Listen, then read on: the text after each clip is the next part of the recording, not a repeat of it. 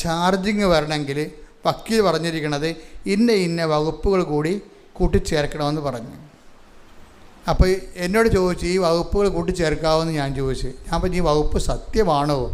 അപ്പം സത്യമല്ല, ആളെ നമ്മളെ കുരുക്കണമെങ്കിൽ അതേ പറ്റത്തുള്ളൂ. ഞാൻ പറഞ്ഞു പരിശുദ്ധാത്മാവ് പ്രവർത്തിക്കത്തില്ല.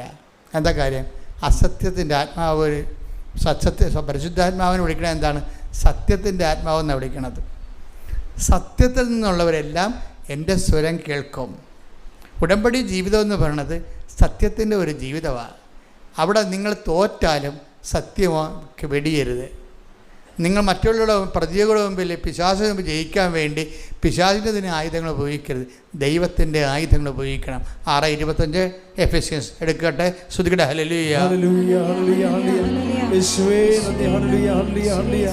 എഫേസോസ് 6 അധ്യായം 13 മുതലുള്ള തിരുവചനങ്ങൾ. എഫെസോസ് 6:13